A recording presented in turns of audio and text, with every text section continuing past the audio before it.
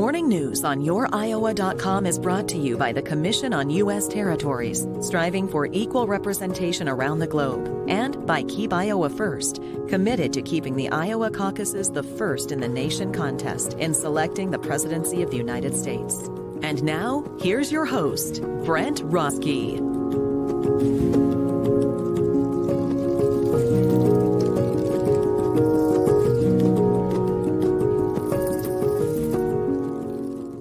Good morning, everyone. Boy, what a special show we have for you today. So many things in my life have revolved around the sea.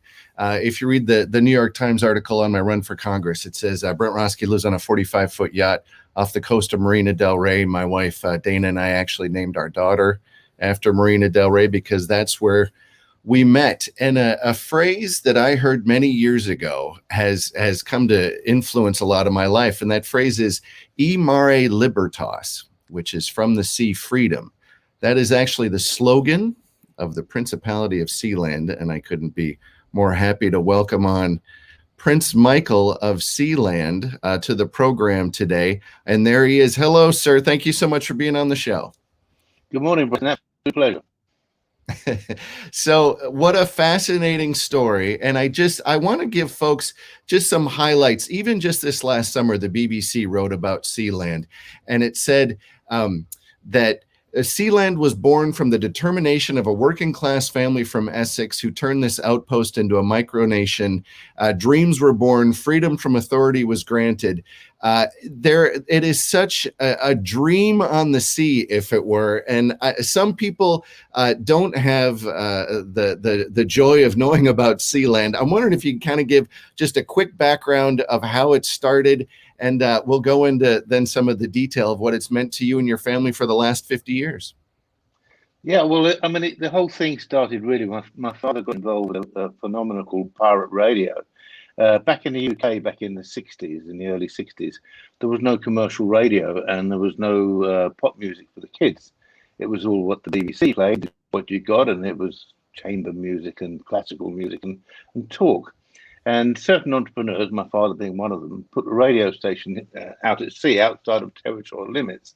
And at the time, there was a 3-mile territorial limit, which, interestingly enough, is the distance you could fire a cannonball and penetrate a foot of oak.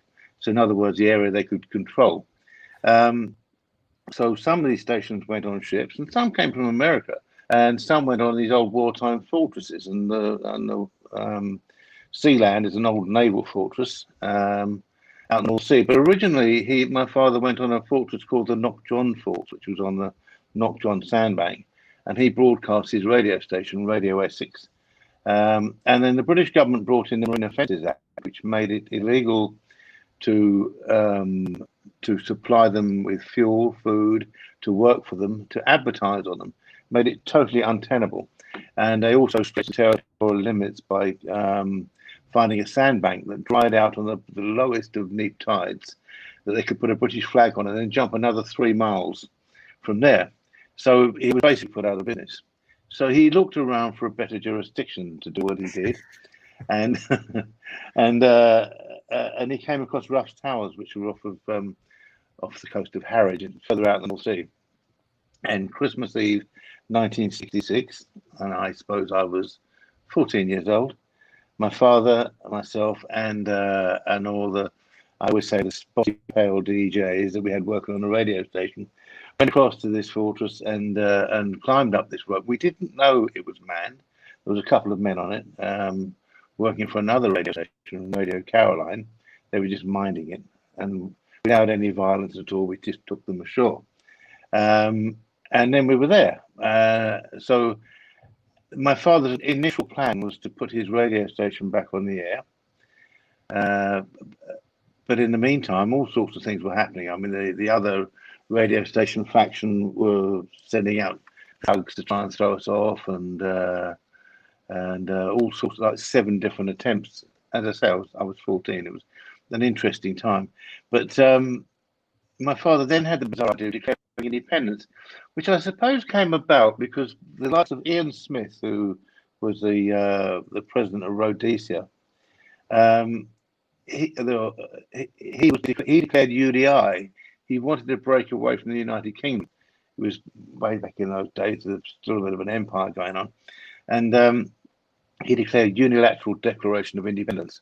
And Harold Wilson, the then Prime Minister, was meeting him regularly on a warship down in Gibraltar, halfway between the two, trying to come to an agreement.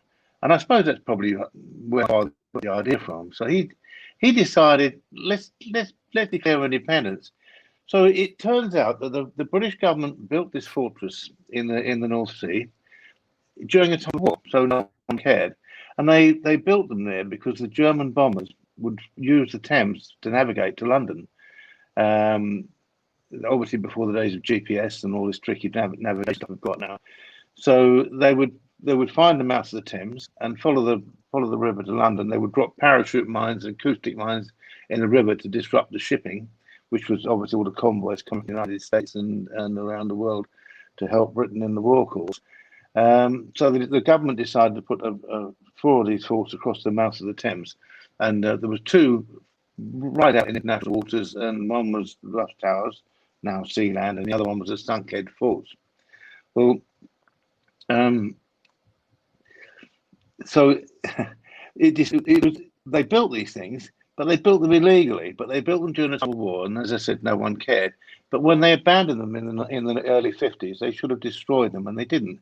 So they basically created terra nullius, which is the international law, the Latin term, international law for abandoned territory, no man's land.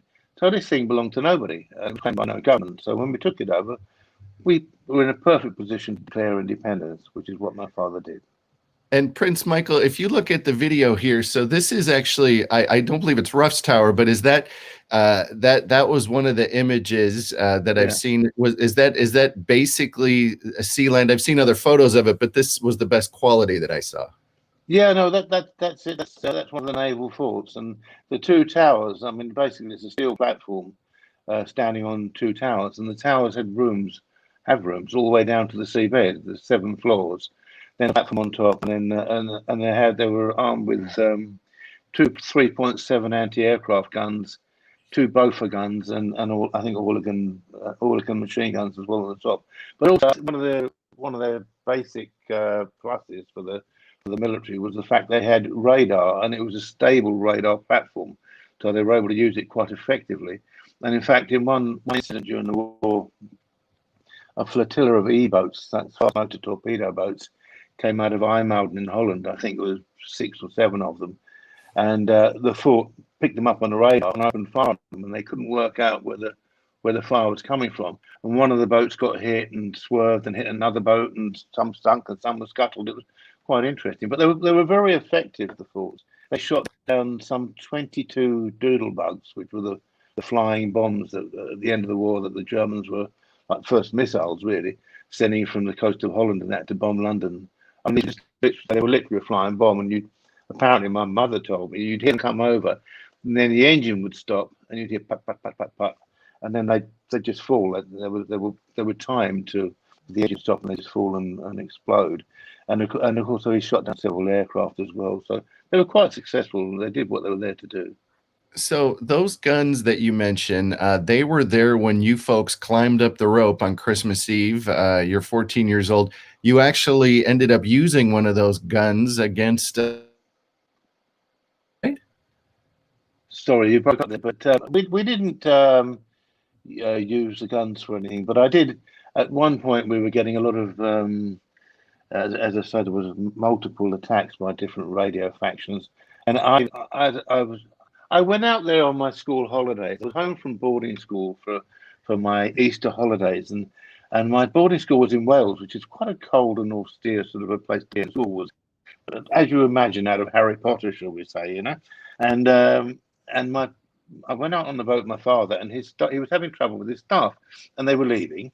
And I said, I'll stay out here. My dad said, no. He said, you've got to go back to boarding school. You've got to, holidays coming up. I said, oh, I'll help you out. I just thought like 6 weeks through a bit of adventure, you know.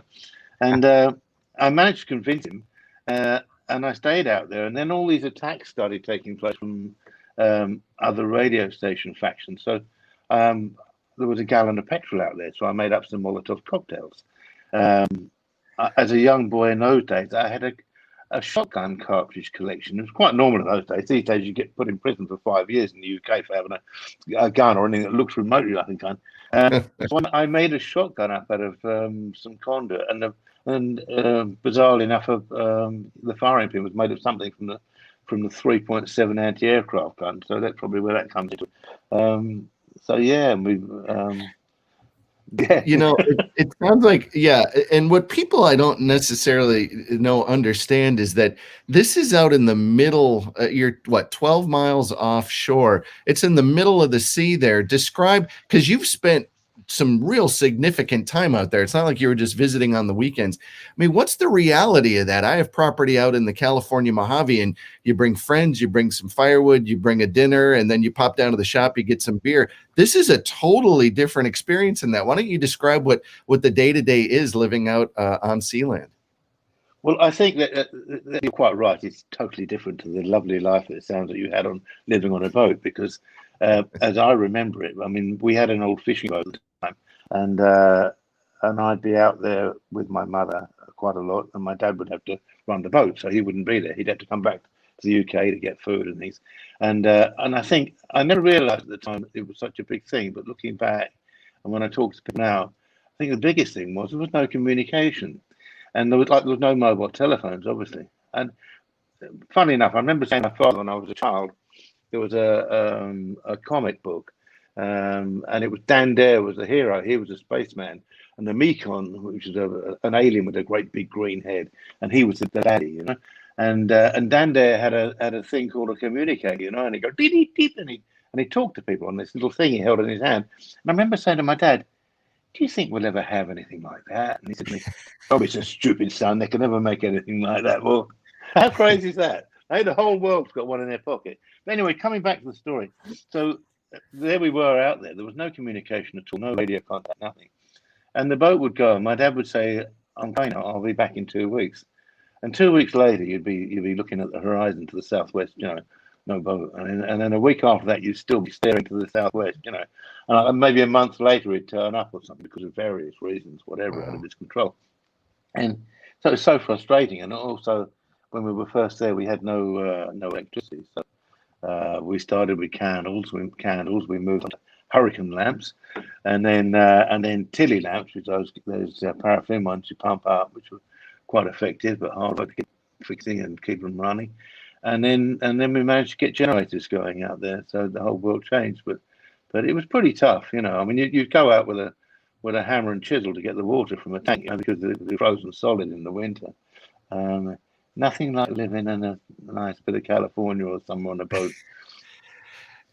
So it brings up a question to me, because I have seen, articles and interviews that you've taken the title Prince Michael, and your parents who claimed Sealand, claimed noble titles. I'm wondering, here in the United States, we have interesting ideas about the monarchy, and we see programs like The Crown on Netflix and how a family is born into it. But your family, I think a lot of Americans would agree that there's a lot of respect for what your family did, and that you had to literally fight for it. You had to create this place, and you've held on to it, and you've had to fight to hold on to it for now over 50 years. I'm wondering what your thoughts are in regards to that. Are you a supporter of the monarchy? How do you feel that you folks fit into all that sort of thing?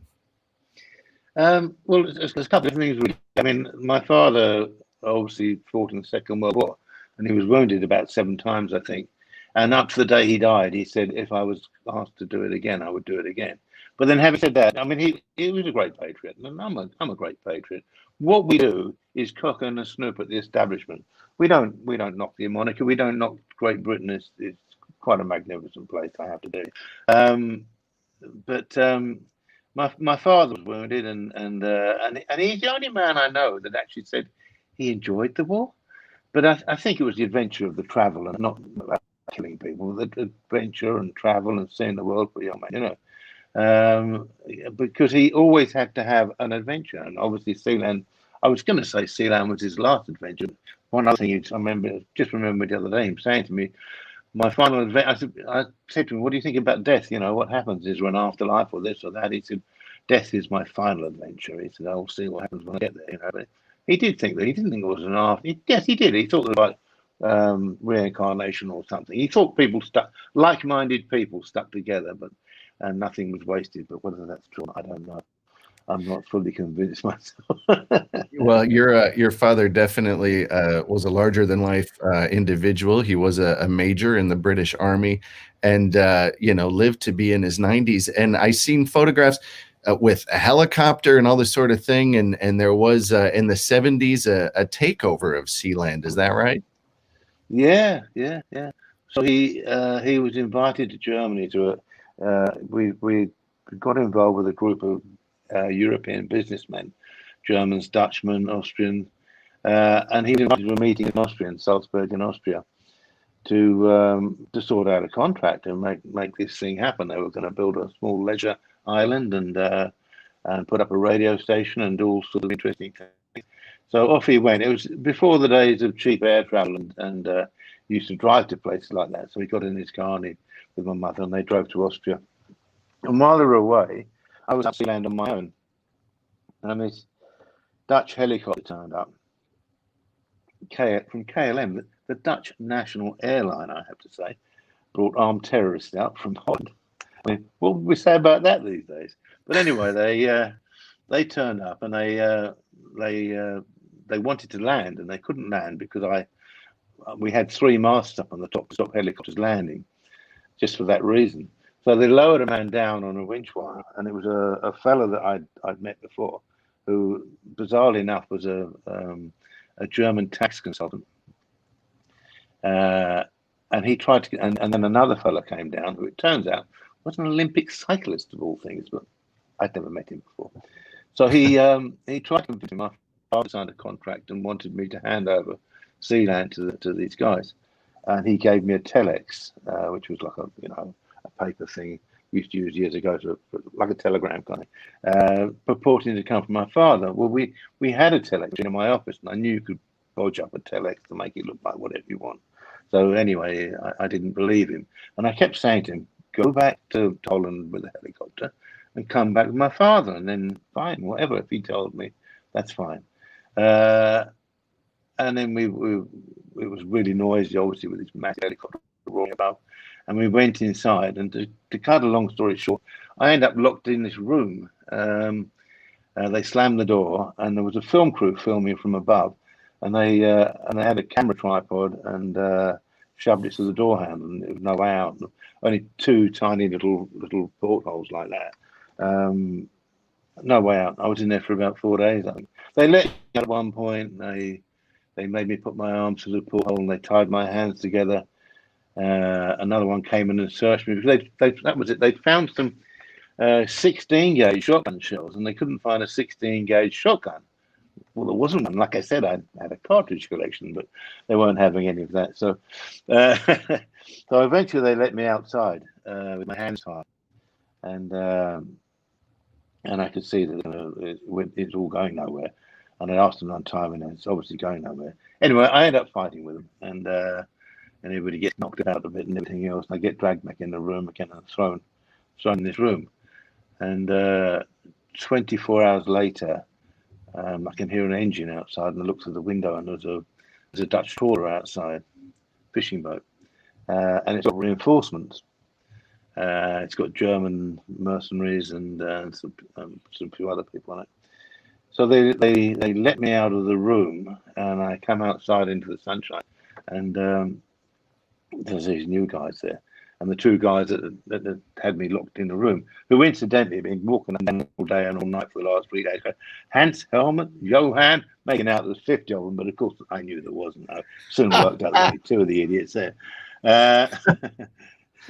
So they let me out, and then the new guy, the boss of the bloke in charge of the mercenaries, he got very mad with them because he said, "You told us the guy was tied up in a room." Well, I'd managed to get the ropes untied, and it was difficult because they were really tight.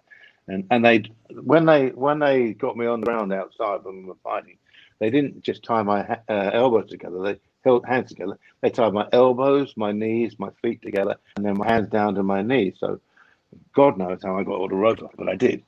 And they were quite happy to leave me. They're thinking I've trussed up like a chicken. But and then I was given the option of staying there, of going to England on the Dutch trawler, or going to Holland on the Dutch trawler. And I said, well, that's fine. I'll stay here. So then the guys that had been there with me said, if he stays here, you've got to lock him back in the room because he's too dangerous to allow out. So I thought, well, I don't want my father coming back from Austria and getting himself killed, trying to rescue his little boy. So, so I said, fine, I'll go to England. And then the skipper of the trawler said, I'm not going to England. I don't want to be arrested for kidnap, piracy, whatever it might be. So I ended up going back to Holland on the boat. And I made friends with the skipper. He was a nice guy doing a job. And I know boats and fishermen. And we talked a lot to Turkey about boats and engines and fishing and things. And then he took me back to his house. And then in the morning, he got me to the airport and helped me get home. So my dad got back a couple of days later from the road trip to Austria, and he'd had an inkling. He'd been told by a British journalist in Germany that something was going on, but he didn't know exactly what was going on. And he got back, and I explained to him what had happened and everything else. And I'd been trying to organise some way of getting back. I'd spoken to local fishermen about building a structure on top of their mast, and like, you know, with a steel gate kind of thing, so you could crash it down and run across like a drawbridge. And but we decided that the best, most practical way was to make up a hook ladder out of plastic tubing, and go on a rigid inflatable, a rib, and which we had, and hook on in the dark and climb up. So that was the plan.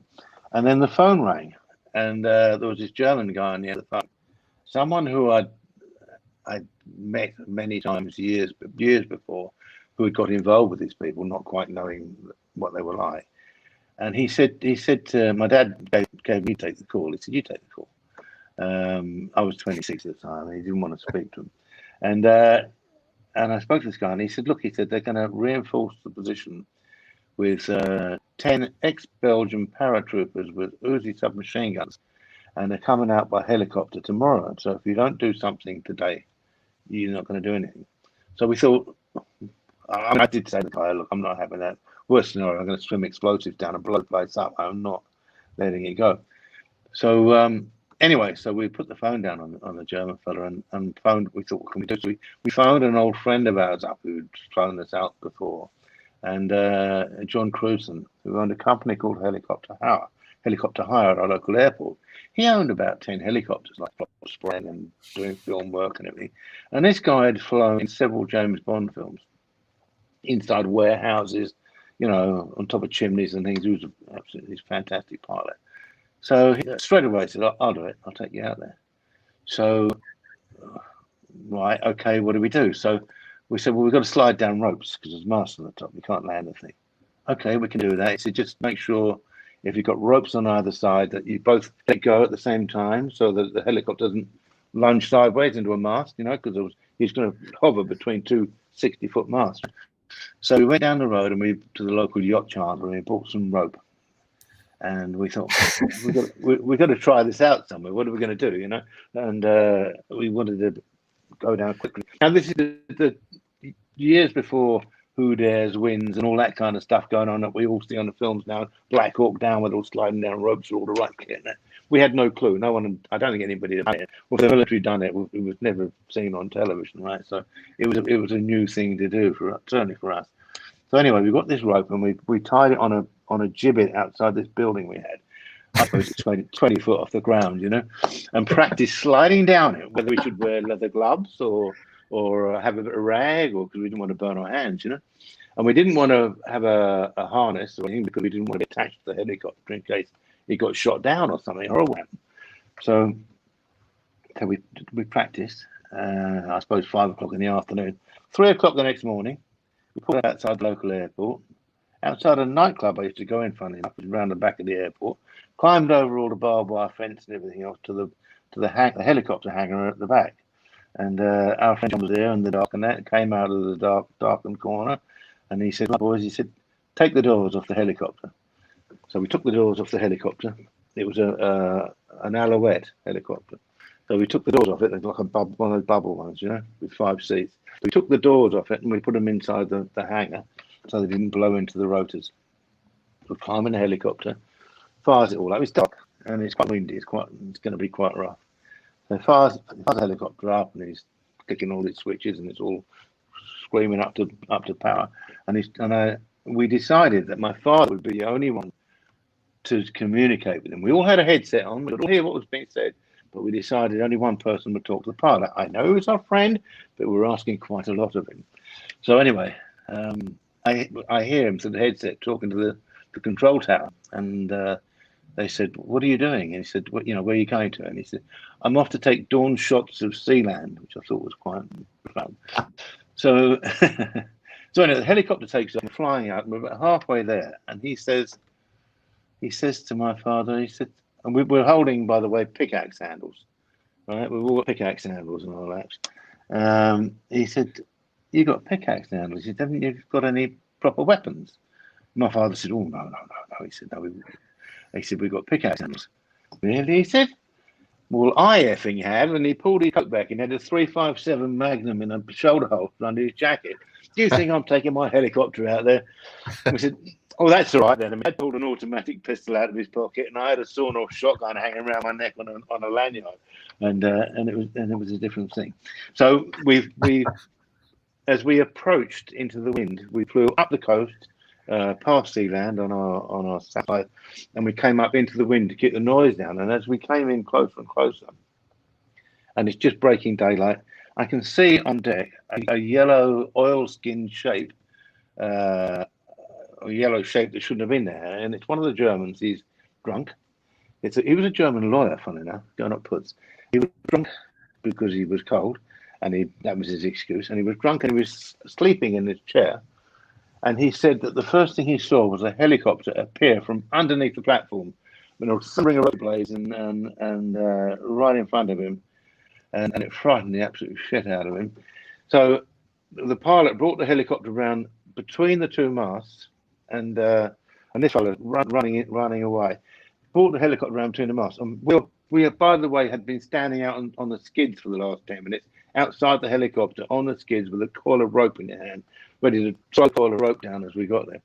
So, and that's where he saw us standing outside the thing as it appeared from underneath the platform, frightened the life out of him. So the pilot put the helicopter in between the two higher masts above the lower mast, and he wasn't quite right, and I threw the rope down, and it was blowing over the sea off the side.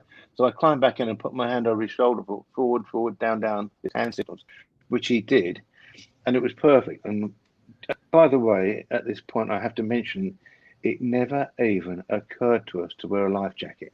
Not one of us had a life jacket on. Now, I don't even go near a rib or something these days without putting a life jacket on. Well, it's like Butch Cassidy. No, I mean, if you'd have fallen into the water, you would have been dead. The life jacket probably wouldn't have helped. Probably wouldn't have helped. No, so, good analogy. So anyway, I went down the rope, and the idea was that the first man down would collapse the scaffold pole, because the mast was made out of scaffolding. Was to pull the bottom away, collapse it, and the helicopter could land. And because John, the pilot, was concerned about his aviation license and doing things like this and everything else, he wanted to get everybody out of it and go, right? So anyway, I was the first one down, and as I hit the ground, I can see the Germans. Oh, hold on, let's not jump. You rappelled from a helicopter to a platform in the middle of the sea. How far? 100 foot above the sea. 10 stories above the sea. Wow. Right. So I've hit the deck, and I can see my dad coming down behind me on the rope on the other side, and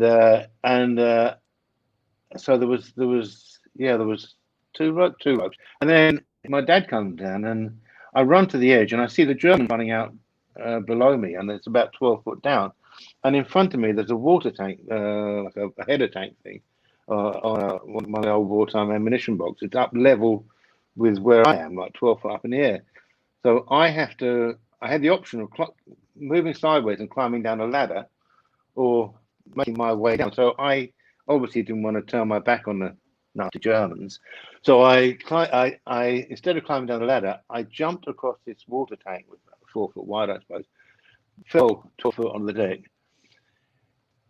And these Germans are all standing around, their arm, and I've hit the ground, and the butt of the shotgun's gone on the ground like that, gone boom.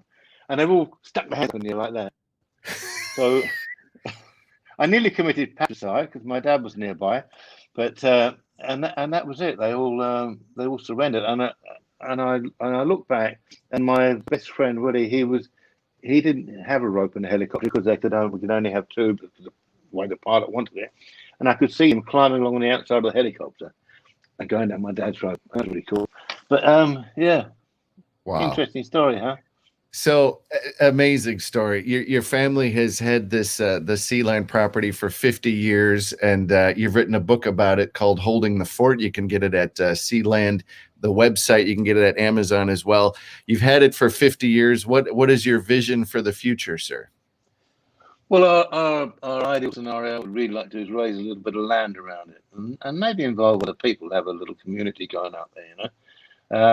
Way back in the beginning, it was such a drain. I mean, when the radio station was closed down, obviously that our finances was closed down. There was no income at all, and we struggled for years financing it out of our own pocket. And what we do now, I read some of the 13th century French kings used to finance their wars and their mercenaries by selling noble titles. Well, hang on a minute. And with the advent of the internet, it's been wonderful. So we have loads of supporters, and if you care to go to sealandgov.org, you will find on our online shop you can buy a lord, a lady title, and various other duke and duchess. And we have loads of supporters all around the world, all part of our adventure, and that it supports itself now, which is great. Well, I'm a proud supporter as well here in Iowa. So thank you for your amazing story, and thank you for your family's resilience on keeping the dream and spirit of Sealand alive and well. Thank you. It's been an absolute pleasure talking to you. Prince Michael of Sealand, it's been a pleasure. Folks, we're going to come right back with Britt Slater, but first we're going to watch a video that the United Nations was kind enough to provide to us about their High Commission on Refugees. Don't go anywhere. When the crisis raised, all my dreams has been destroyed. Yo nunca pensé salir de mi país. Ile yote ilituogopesha sana na mpaka hivi tulikimbilia mikono wazi.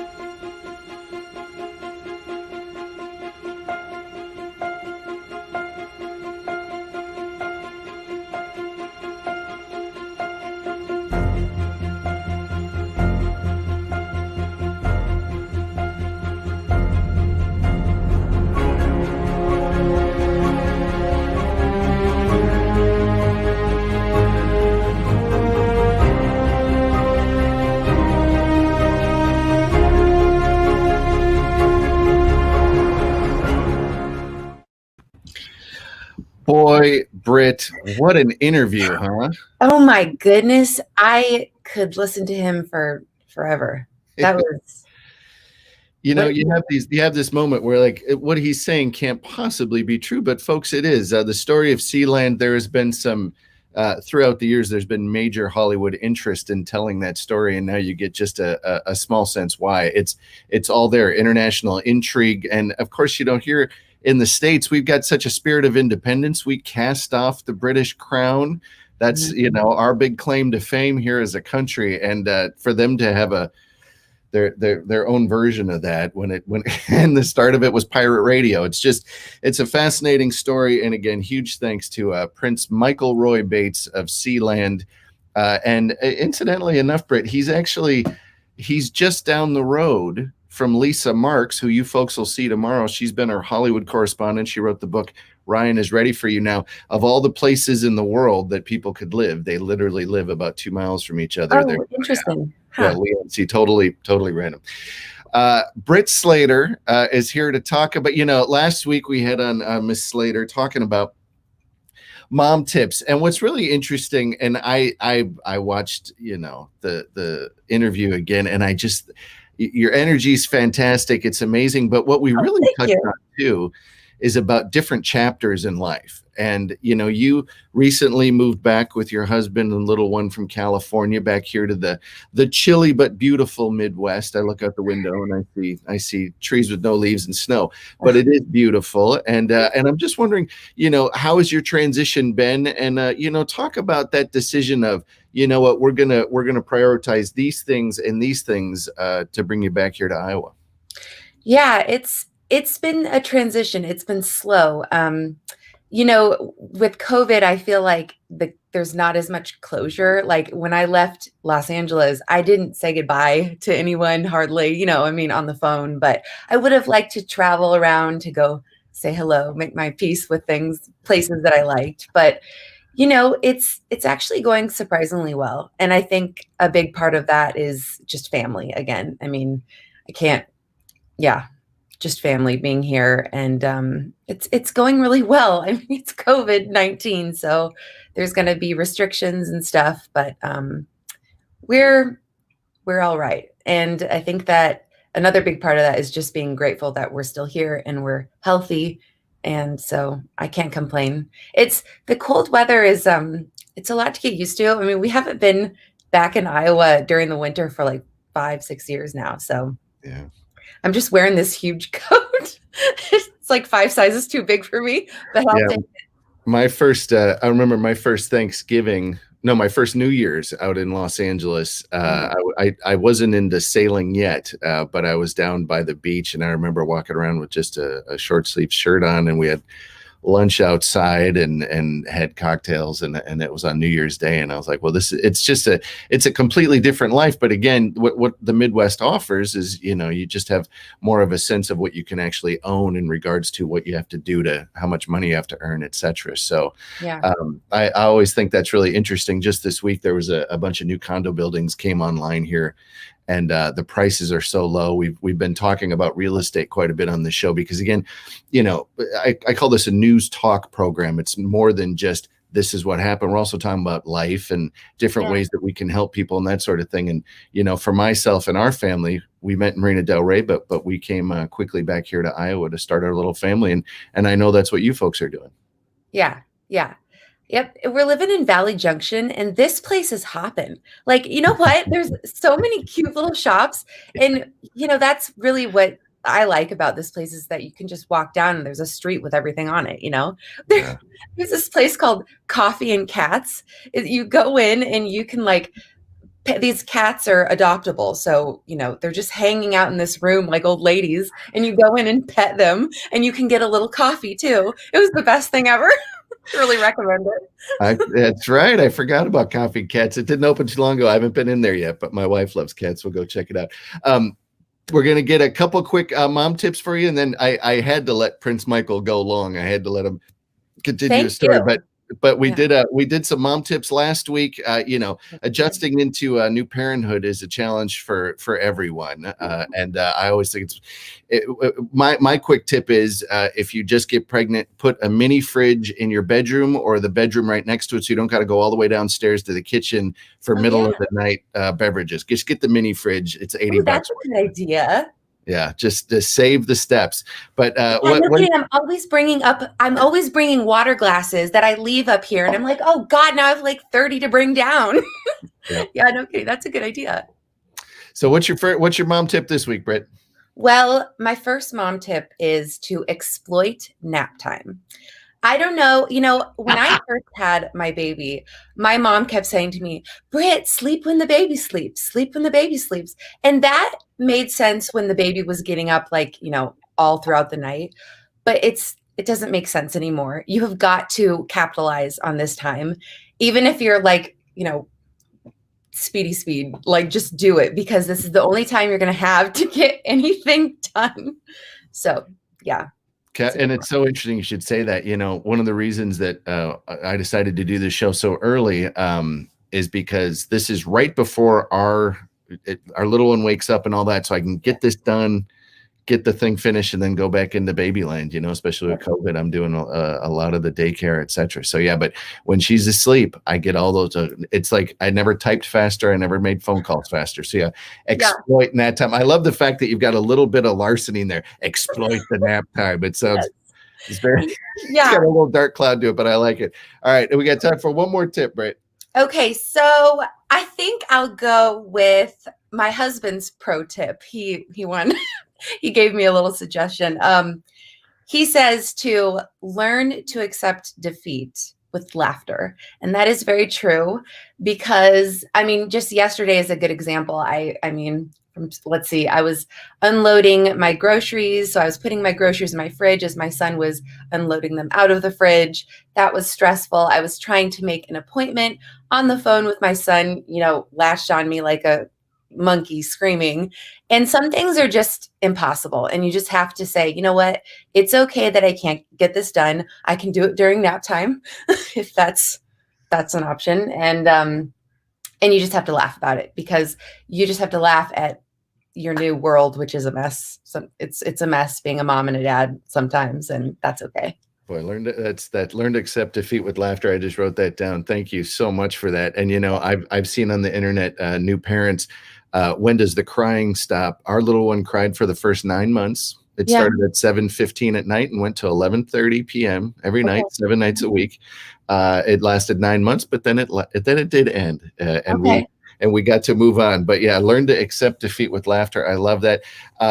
Britt, give your husband and little one a big hug for me, and thanks so much for being on the program again. Thank you for having me again. Thank you. And viewers, boy, this is exactly the kind of show I'm going to be bringing to you folks. You never know who you're going to hear from.